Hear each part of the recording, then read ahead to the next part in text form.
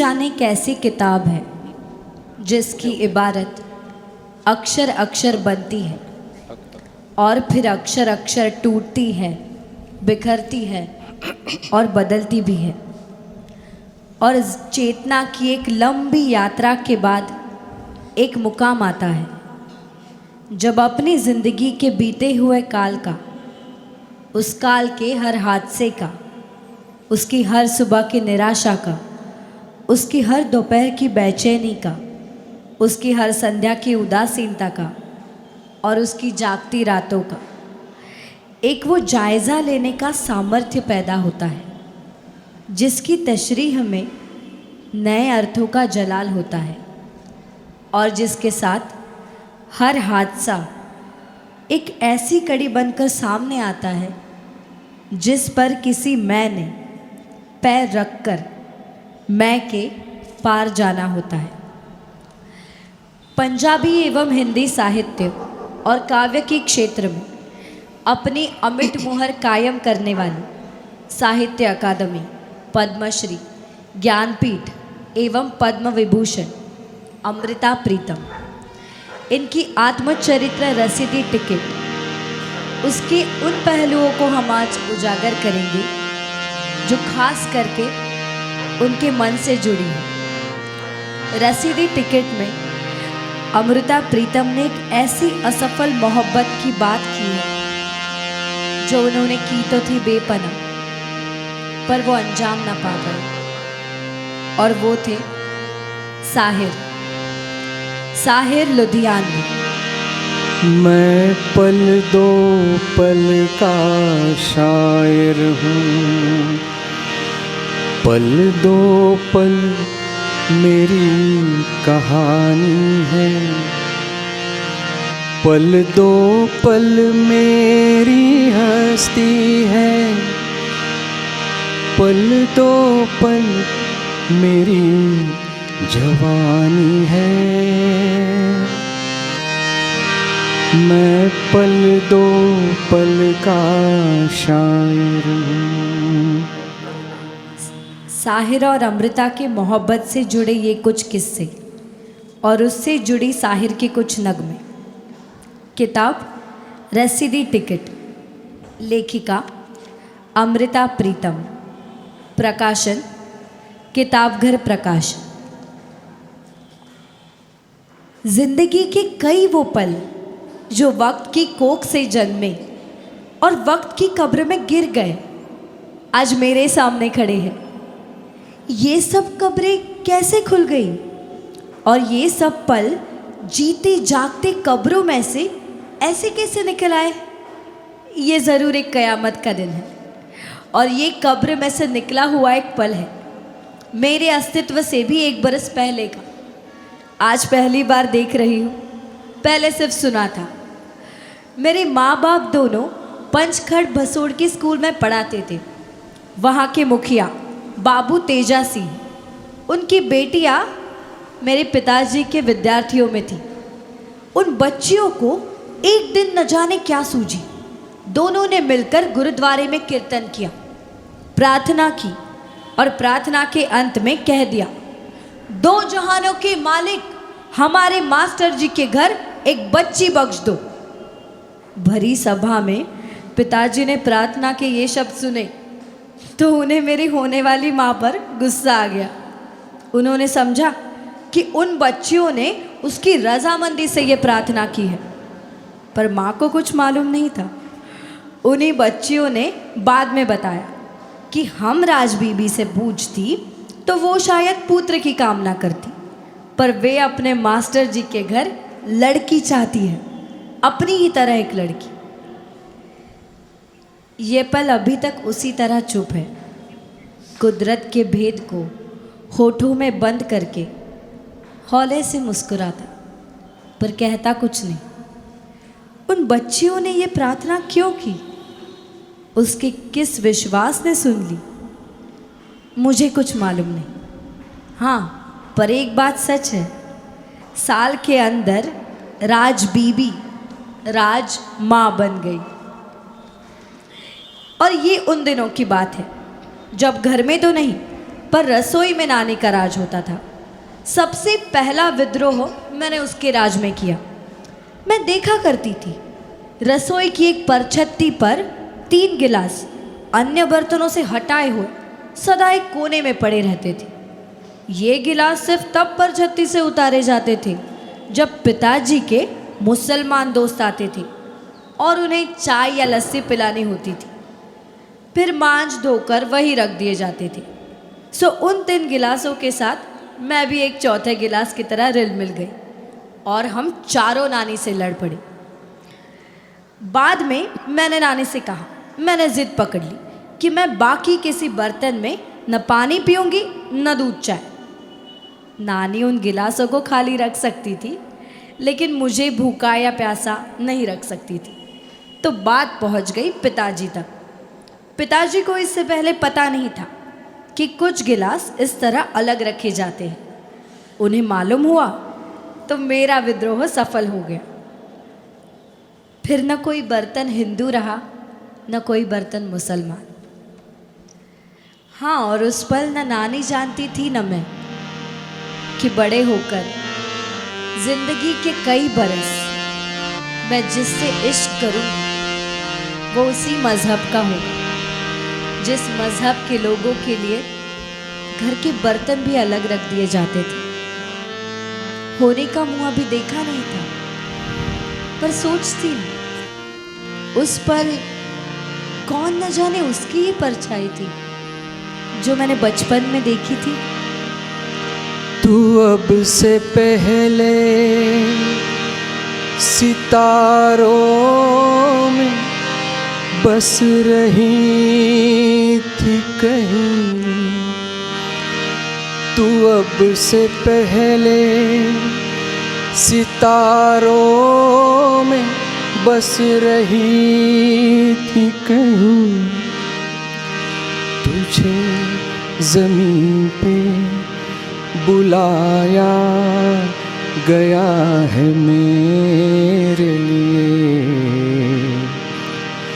तुझे ज़मीन पे बुलाया गया है मेरे लिए।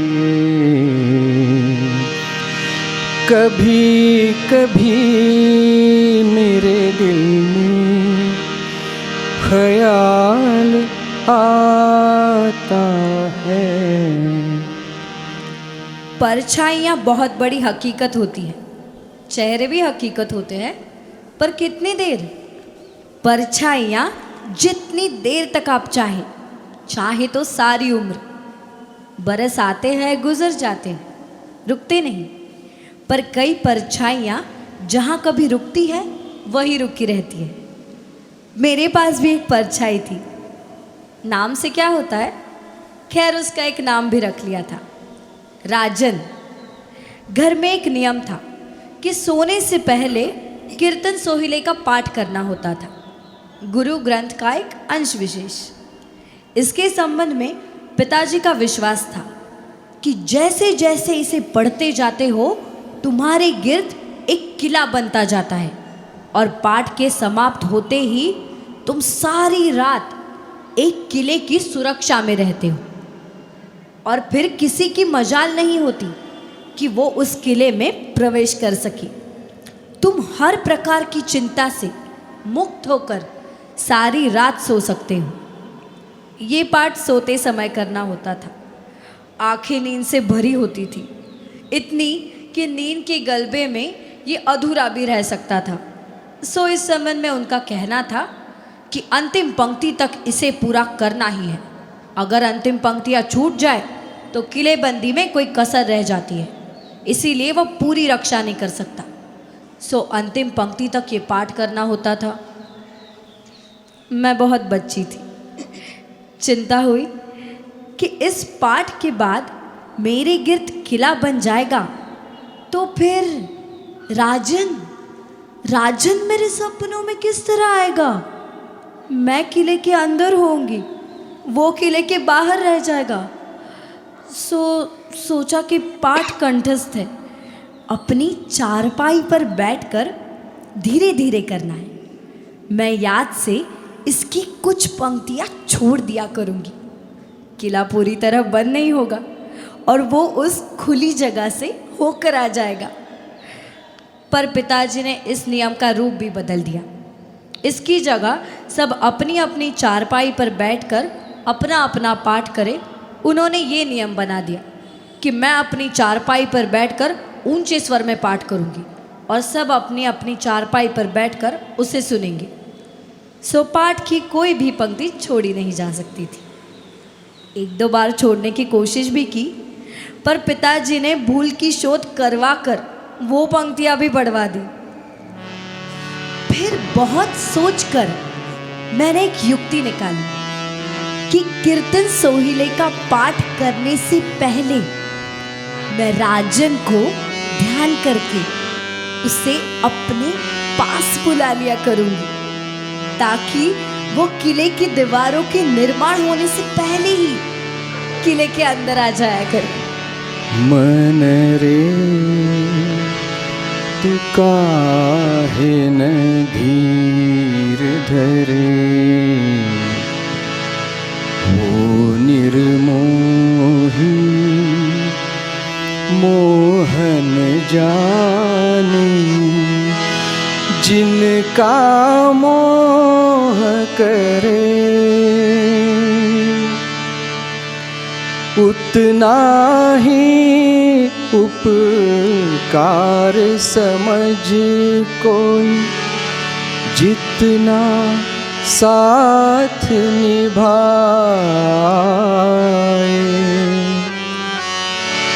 जन्म मरण का मेल है सपना, ये सपना बिसरा दे। कोई न संग मरे, मन रे तू काहे न धीर धरे।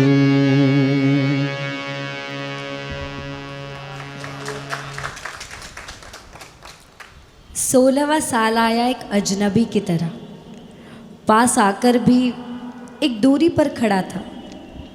मैं चुपचाप उसकी ओर देख ली थी और वो भी मुस्कुराकर मेरी ओर देखता। एक लंबा और सांवला सा साया था। जब मैंने चलना सीखा तो मेरे साथ चलने लगा।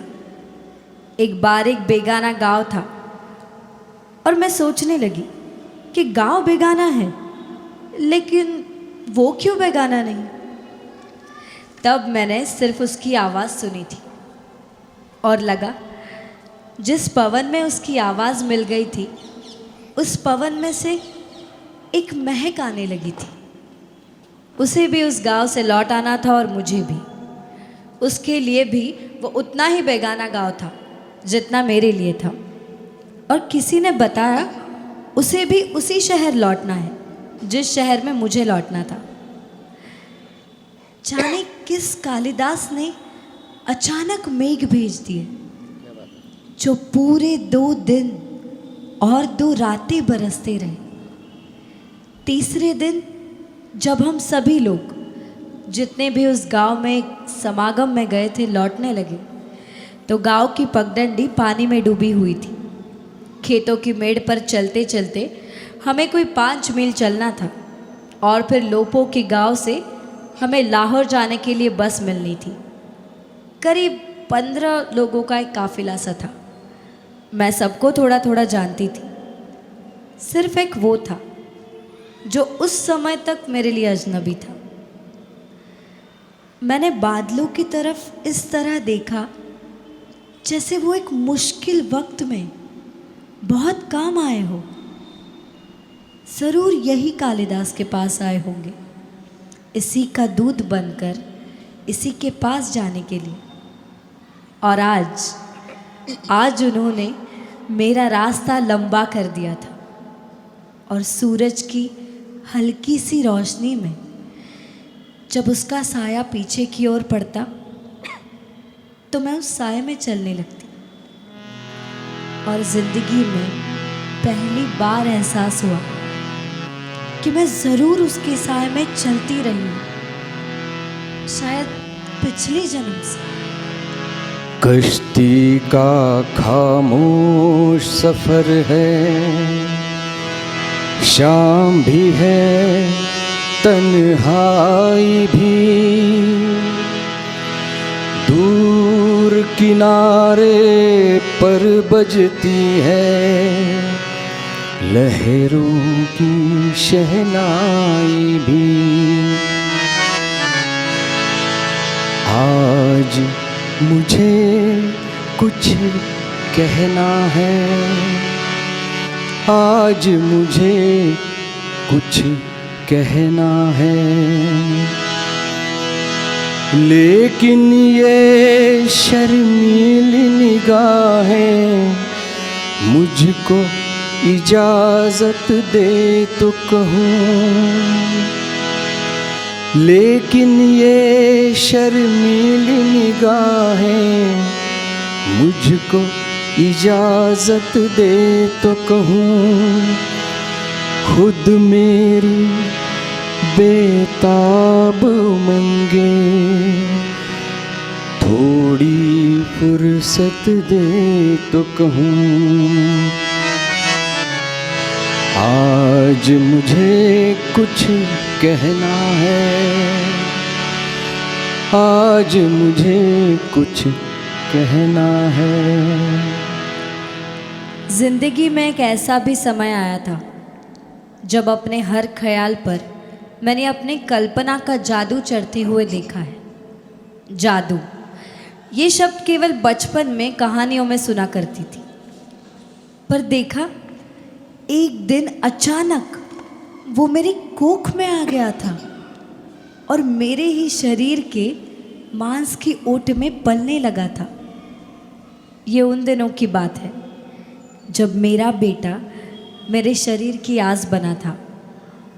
अखबारों और किताबों में अनेक ऐसी घटनाएं पड़ी हुई थी कि होने वाली माँ के कमरे में जिस तरह की तस्वीरें हो या जैसे रूप की वो मन में कल्पना करती हो, बच्चे की सूरत वैसी ही हो जाती है।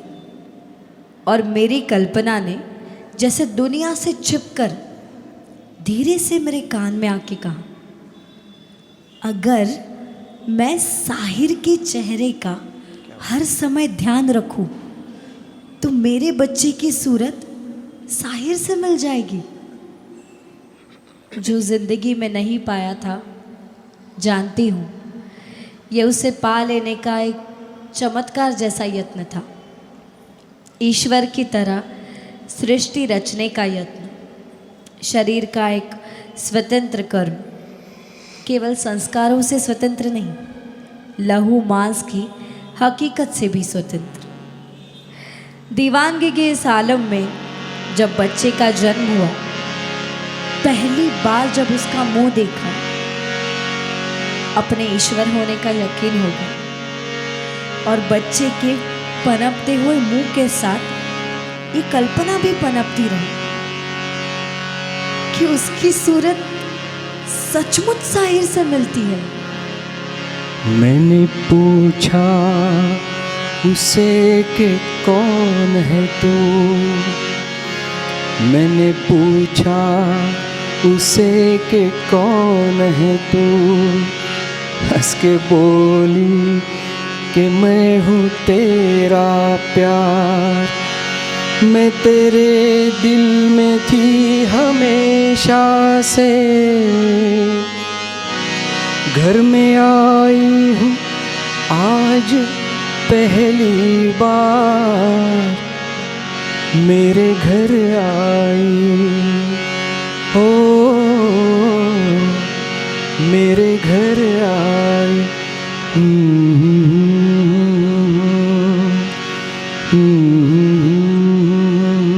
खैर, दीवानगी के अंतिम शिखर पर पैर रखकर खड़े नहीं रहा जा सकता। पैरों पर बैठने के लिए धरती का ही टुकड़ा चाहिए। इसीलिए आने वाले कुछ वर्षों में मैं इसका जिक्र एक परी कथा की तरह करने लगी। एक बार मैंने ये बात साहिर को भी सुनाई, अपने आप पर हंसते हुए। उसकी और किसी प्रतिक्रिया का पता नहीं, केवल इतना पता है कि वो सुनकर वो हंसने लगा और उसने सिर्फ इतना कहा, वेरी पुअर टेस्ट। साहिर की ज़िंदगी का एक सबसे बड़ा कॉम्प्लेक्स है कि वो सुंदर नहीं है, इसी कारण उसने मेरे पुअर टेस्ट की बात की। इससे पहले भी एक बार ये बात हुई थी। एक दिन उसने मेरी लड़की को गोदी में बैठाकर कहा, तुम्हें एक कहानी सुनाऊं? और जब मेरी लड़की कहानी सुनने के लिए तैयार हुई तो वो कहने लगा, एक लकड़हारा था, वो दिन रात जंगलों में लकड़ियाँ काटता था। फिर एक दिन उसने जंगल में एक राजकुमारी को देखा, बड़ी सुंदर। लकड़हारे का जी किया कि वो राजकुमारी को लेकर भाग जाए। फिर मेरी लड़की कहानियों में हुंकार भरने की उम्र की थी, तो बड़े ध्यान से कहानी सुन रही थी। मैं केवल हंस रही थी, कहानी में दखल नहीं दे रही थी। वो कह रहा था, पर वो था तो लकड़हारा ना। वो राजकुमारी को सिर्फ देखता रहा दूर से खड़े खड़े और फिर उदास होकर लकड़ियाँ काटने लगा। सच्ची कहानी है ना? हाँ, मैंने भी देखा था।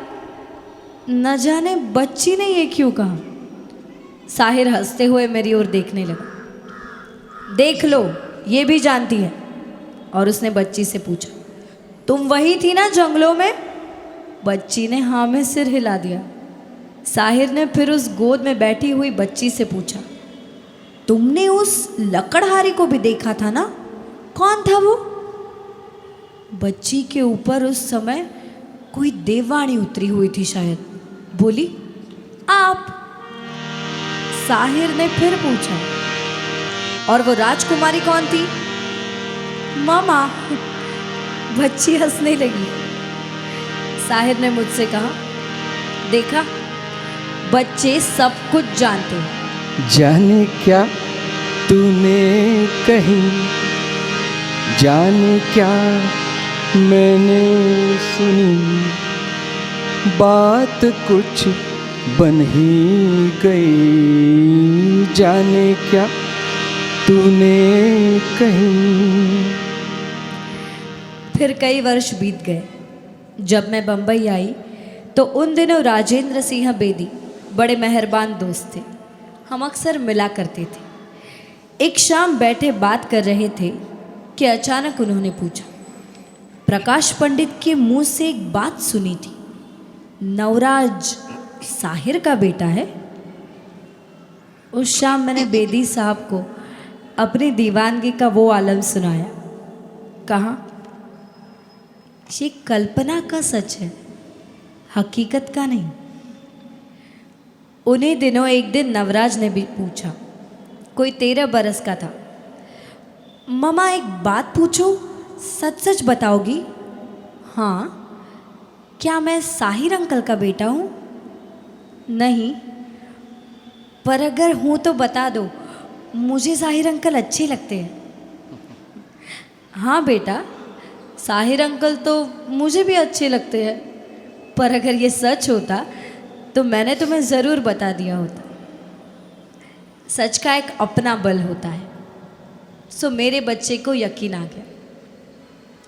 कभी कभी मैं सोचती हूँ, कल्पना का सच छोटा नहीं था, पर वो सिर्फ मेरे लिए था। इतना कि वो साहिर के लिए भी सच नहीं था। लाहौर में जब कभी साहिर मिलने आता था तो जैसे मेरी ही खामोशी में से निकला हुआ खामोशी का एक टुकड़ा कुर्सी पर बैठता था और चला जाता था। वाह। वो चुपचाप सिर्फ सिगरेट पीता रहता था।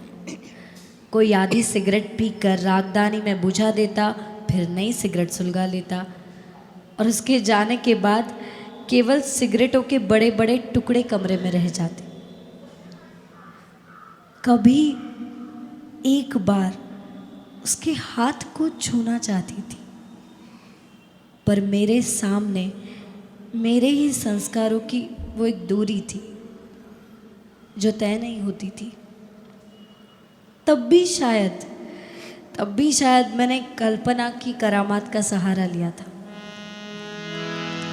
उसके जाने के बाद मैं उसके छोड़े हुए सिगरेटों के टुकड़ों को संभाल कर अलमारी में रख लेती थी और फिर एक एक टुकड़े को अकेले में बैठकर जलाती थी। और जब उंगलियों के बीच पकड़ती थी तो लगता था जैसे जैसे उसका हाथ छू रही हो। अधूरी आस, अधूरी आस छोड़ के, अधूरी प्यास छोड़ के, जो रोज यूं ही जाओगे तो किस तरह निभाओगे कि जिंदगी की राह में जवां दिलों की चाह में कई मुकाम आएंगे जो हमको आजमाएंगे। बुरा ना मानो बात का, ये प्यार है गिला नहीं। हाँ, यही करोगे तुम सदा के दिल अभी भरा नहीं। हाँ, दिल अभी भरा नहीं, नहीं नहीं नहीं नहीं, अभी ना जाओ छोड़ कर कि दिल अभी भरा नहीं।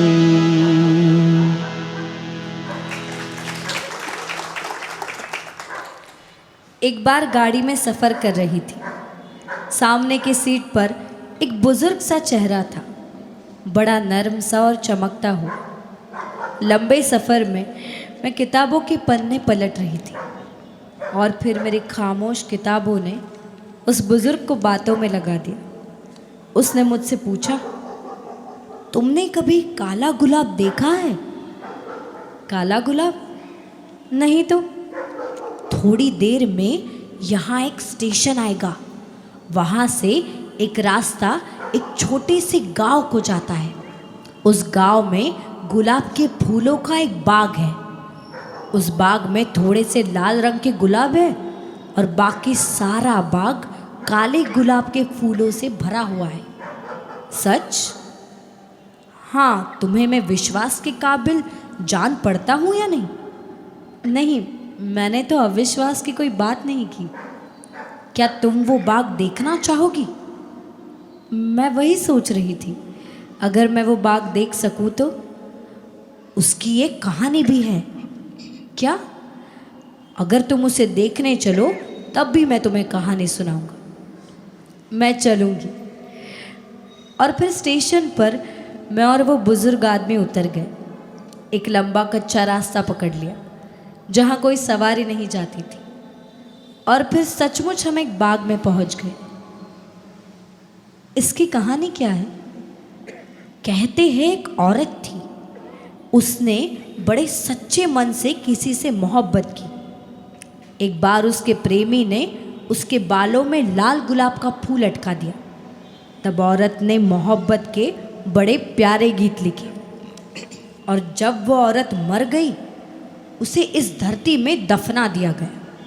उसकी कब्र पर न जाने किस तरह 3 गुलाब के फूल उगाए, एक लाल रंग का, एक काला और एक सफ़ेद।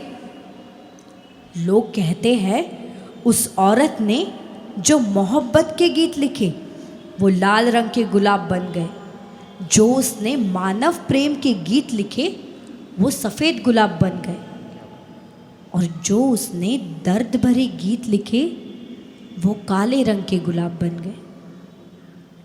सिर से पैर तक मुझे कंपन सा आया। मैंने उस बुजुर्ग से पूछा, आपका नाम क्या है? मेरा नाम समय है। समय? आप मेरी ही कहानी मुझे ही सुना रहे हैं। समय की मुस्कुराहट और मेरे अपने कंपन के कारण मेरी आंखें खुल गई और उन्हीं दिनों मैंने लिखा, दुखांत ये नहीं होता कि आपकी किस्मत से आपके साजन का नाम पता न पढ़ा जाए और आपकी उम्र की चिट्ठी सदा रुलाती रहे। दुखांत ये होता है कि आप अपने प्रिय को अपनी उम्र की सारी चिट्ठी लिख लें और फिर आपके पास से आपके प्रिय का नाम और पता खो जाए। लूट कर मेरा जहां छुप गए हो तुम कहाँ। एक जार लाख गम घुट के रह जाए न दम। आओ तुमको देख ले डूबती नजरों से हम। लूट कर मेरा जहां छुप गए हो तुम कहाँ। तुम कहाँ, तुम कहाँ, तुम कहाँ,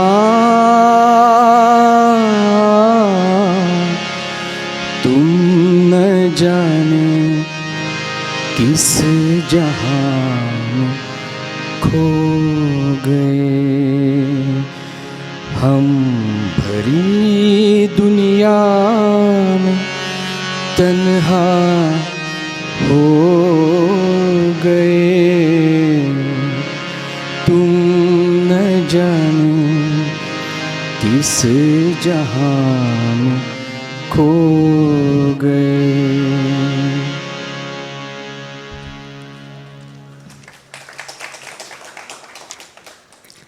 एक और सपना था जिसने मेरी उठती जवानी को अपने धागों में लिपटा लिया। हर तीसरी या चौथी रात देखती थी कोई 2 मंजिला मकान है, बिल्कुल अकेला, आसपास कोई बस्ती नहीं, चारों ओर जंगल है और जहाँ वो मकान है उसके एक तरफ नदी बहती है। नदी की ओर उस मकान की दूसरी मंजिल की एक खिड़की है जहाँ कोई खड़ा खिड़की से बाहर जंगल के पेड़ों को और नदी को देख रहा है। मुझे सिर्फ उसकी पीठ दिखाई देती थी और सिर्फ इतना कि गर्म चादर उसके कंधों पर लिपटी हुई है या कभी वो खिड़की के पास में लगी मेज़ पर रखी किसी कैनवस को पेंट कर रहा होता था। उस हालत में भी मुझे सिर्फ उसका दाया कंधा दिखाई देता था, दाई बाह और चेहरे का थोड़ा सा हिस्सा जिससे कोई पहचान नहीं होती थी कि वो कौन है। न कभी ये पता चलता था कि वो हर तीसरी या चौथी रात मुझे क्यों दिखाई दे रहा है। और इस सपने का कोई भी रहस्य मेरी पकड़ में नहीं आता था। साहिर के नाम जो आखिरी खत लिखा था वो किताबी सूरत में प्रकाशित होना था। आखिरी खत किताब छपी, पंजाबी में भी हिंदी में भी, लेकिन ये दोनों ज़ुबानें खामोश की खामोश रह गई क्योंकि वो साहिर तक नहीं पहुंच सकती थी जिसके लिए वो आखिरी खत लिखा था। शमा उर्दू की महीनेवार पत्रिका थी और उन दिनों शमा वालों ने एक और पत्रिका शुरू की, आईना। आईना में आखिरी खत प्रकाशित करवाया कि शायद उसकी नज़र से गुजर जाए। इसके बाद एक खामोशी थी और कुछ नहीं।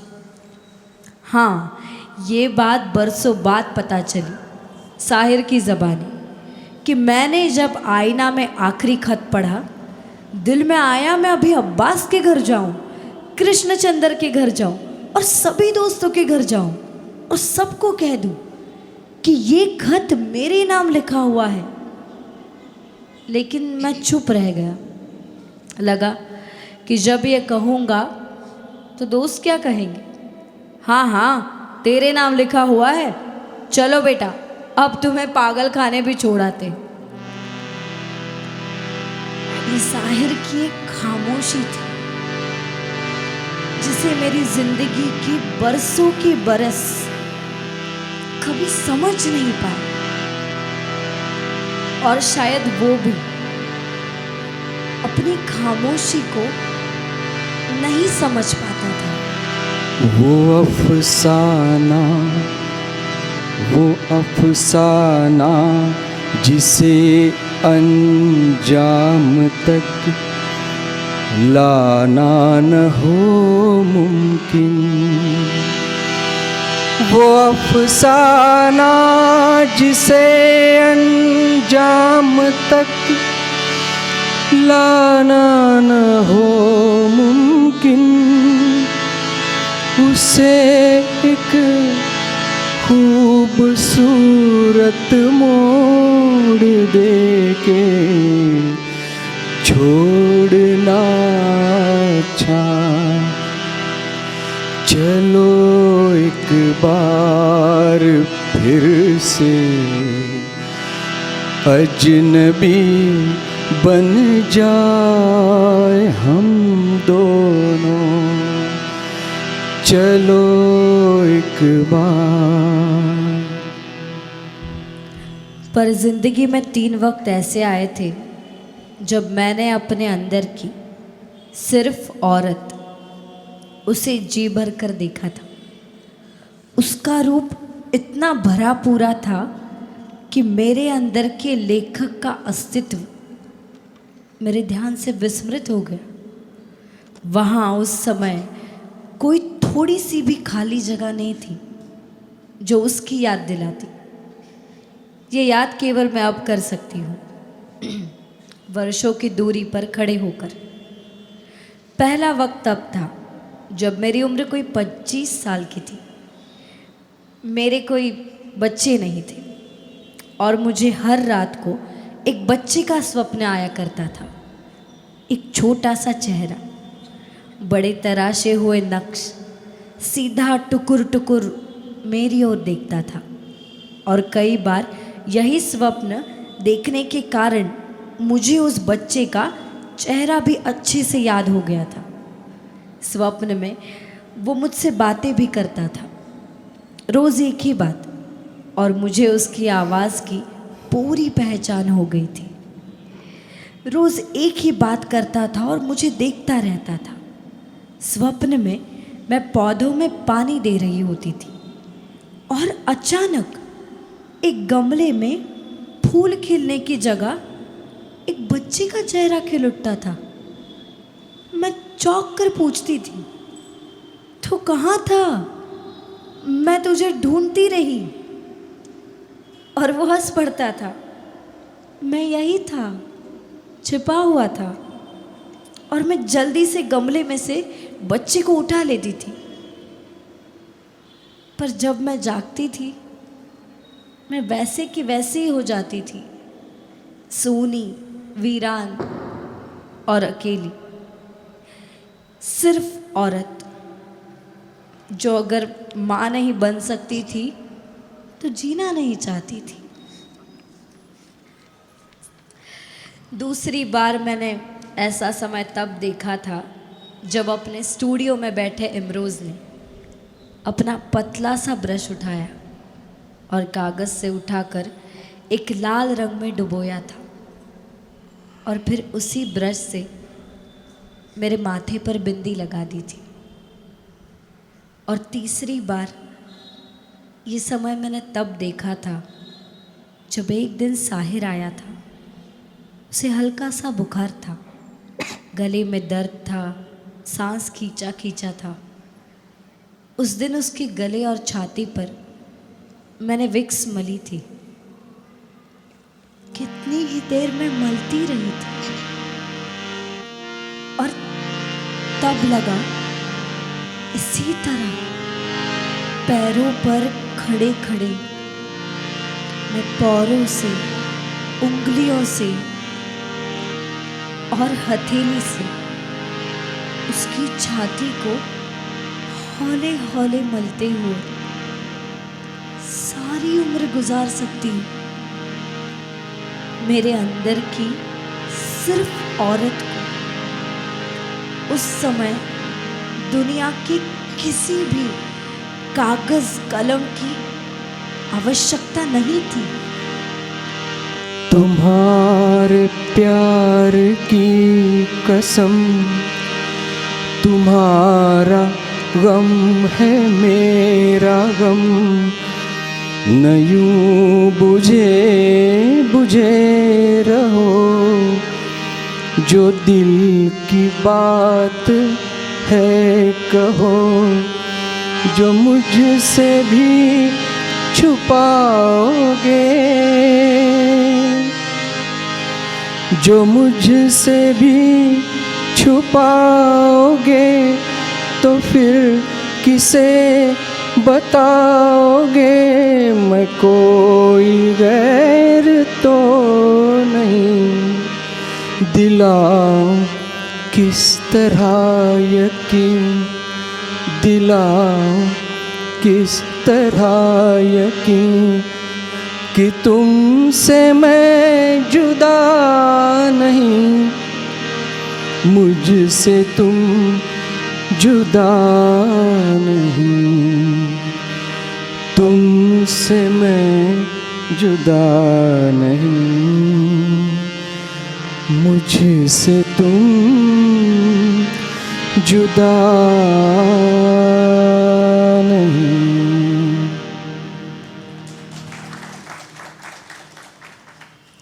हमारे देश के बंटवारे के वक्त जो हुआ, कल्पना में भी उस जैसा खूनी कांड नहीं हो सकता था। दुखों की कहानियां कह कह कर लोग थक गए थे, पर ये कहानियां उम्र से पहले खत्म होने वाली नहीं थी।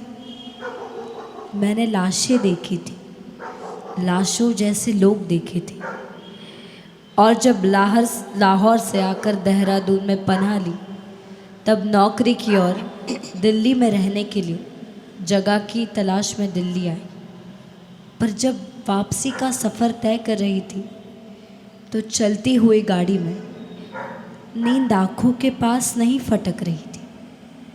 गाड़ी के बाहर घोर अंधेरा समय इतिहास के समान था। हवा इस तरह साए साए कर रही थी जैसे इतिहास के पहलू में बैठकर रो रही हूँ। बाहर ऊंचे ऊंचे पेड़ दुखों की तरह उगे हुए थे। कई जगह पेड़ नहीं होते थे, केवल एक वीरानी होती थी, और इस वीरानी के टीले ऐसे प्रतीत होते थे जैसे टीले नहीं, कब्रें हो। वारिस शाह की पंक्तियां मेरे जहन में घूम रही थी। भला मोए ते बिछड़े कौन मेले, और मुझे लगा वारिस शाह कितना बड़ा कवि था, वो हीर के दुख को गा सका।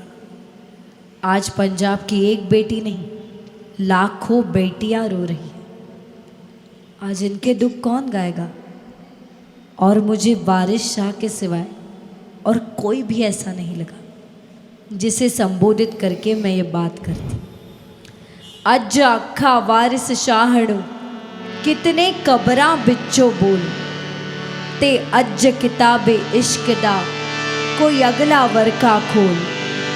आज वारिस शाह से कहती हूँ, अपनी कब्र में से बोलो, और इश्क की किताब का कोई नया पृष्ठ खोलो।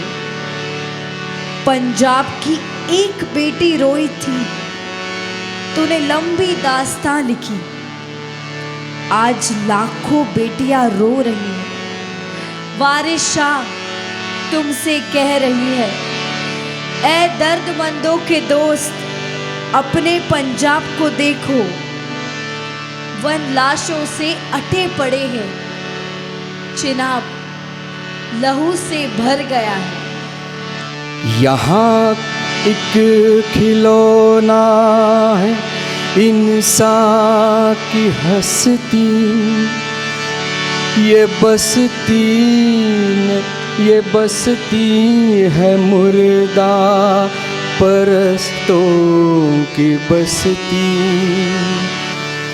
यहाँ पर तो जीवन से है मौत सस्ती, ये दुनिया अगर मिल भी जाए तो क्या है, ये दुनिया अगर मिल भी जाए तो क्या है।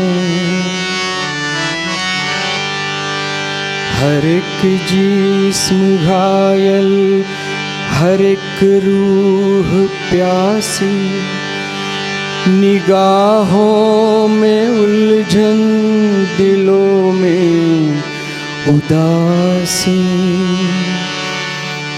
ये दुनिया है या आलमे बदहवासी, ये दुनिया अगर मिल भी जाए तो क्या है, ये दुनिया अगर मिल भी जाए तो क्या है। 25 और 26 अक्टूबर की रात 2 बजे फ़ोन आया कि साहिर नहीं रहे। तो पूरे 20 दिन पहले की वो रात उस रात में मिल गई जब मैं बल्गेरिया में थी। डॉक्टर ने कहा था दिल की तरफ से मुझे खतरा है, और उस रात मैंने नज़्म लिखी थी, अज अपने दिल दरिया दे विच मैं अपने फुल प्रवाह।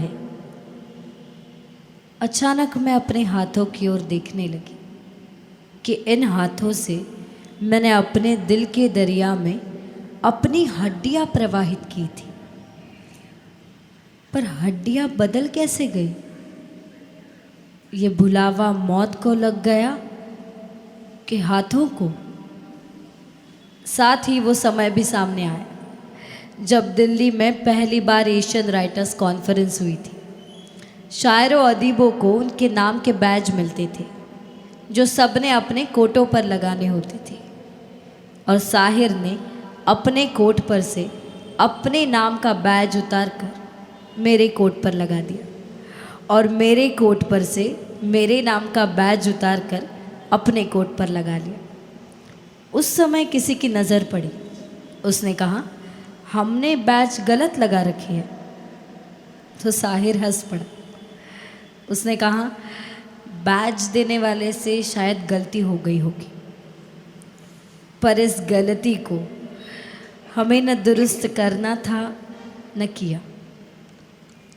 अब बरसों बाद जब रात को 2 बजे ये खबर सुनी कि साहिर नहीं रहे, तो लगा जैसे मौत ने अपना फैसला उसी बैच को पढ़कर किया जो था तो मेरे नाम का, पर लगा हुआ था साहिर के कोट पर। बिछड़ गया, बिछड़ गया, बिछड़ गया हर साथी देके, पल दो पल का प्यार। किसको फुर्सत है जो थामे दीवानों का हाथ, हमको अपना साया तक अक्सर बेजार मिला। हमने तो जब कलियां मांगी कांटों का हार मिला।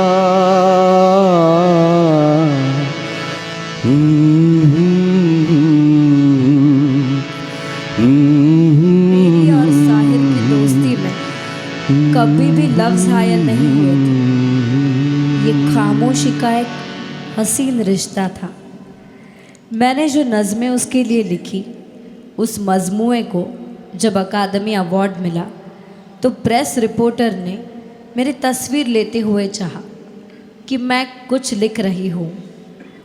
तस्वीर लेकर प्रेस वाले चले गए तो मैंने देखा उस पर मैंने बार बार एक ही लफ्ज़ लिखा था, साहिर साहिर साहिर।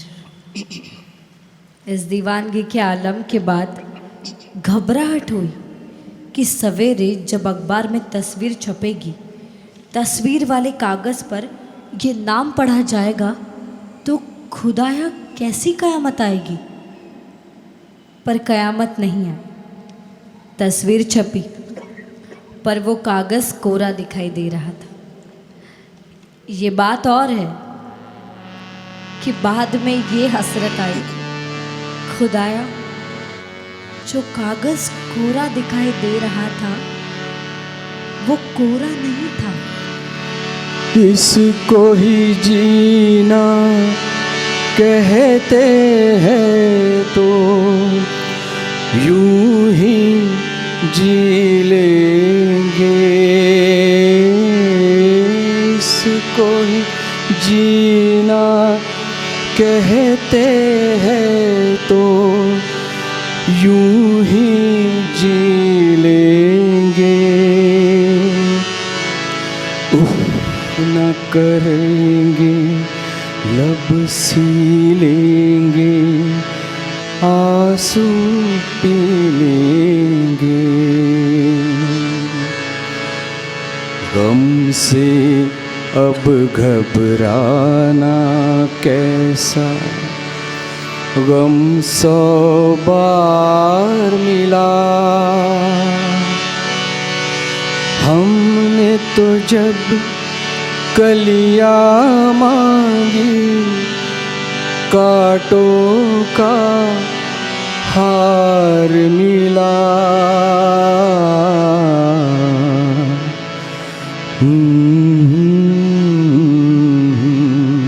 मुझे याद है एक मुशायरे में लोग साहिर से ऑटोग्राफ ले रहे थे। लोग चले गए, मैं अकेली उसके पास रह गई तो मैंने हंसकर अपनी हथेली उसके आगे कर दी, कोरे कागज़ की तरह, और उसने मेरी हथेली पर अपना नाम लिखकर कहा, ये कोरे चेक पर मेरे दस्तखत है, जो रकम चाहे भरवा लेना और जब चाहे कैश भी करवा लेना।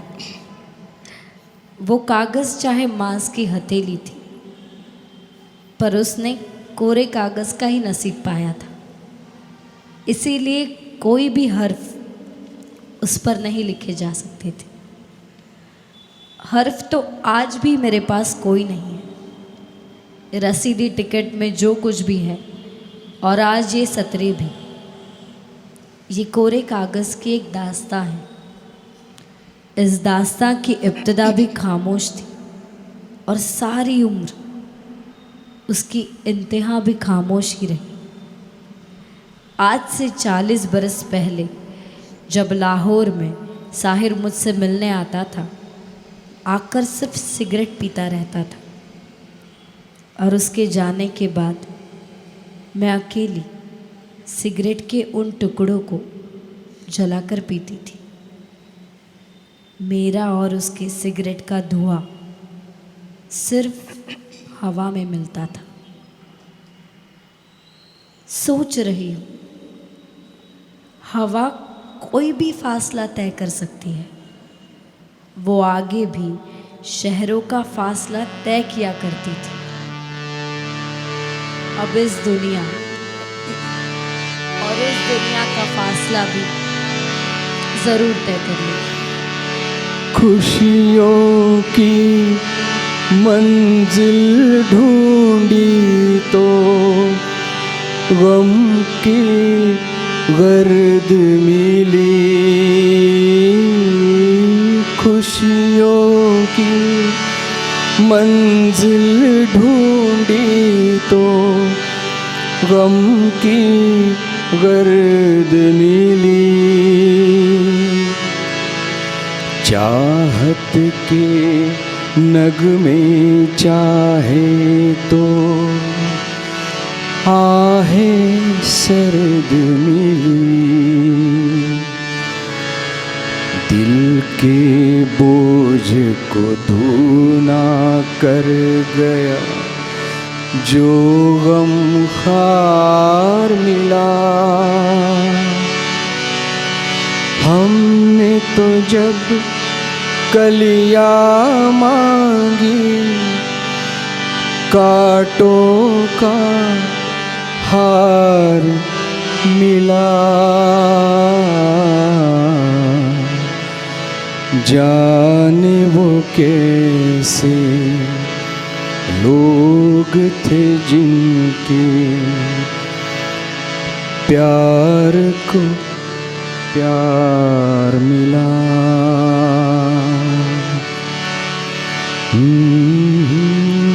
निर्देशन जयेश आपटे।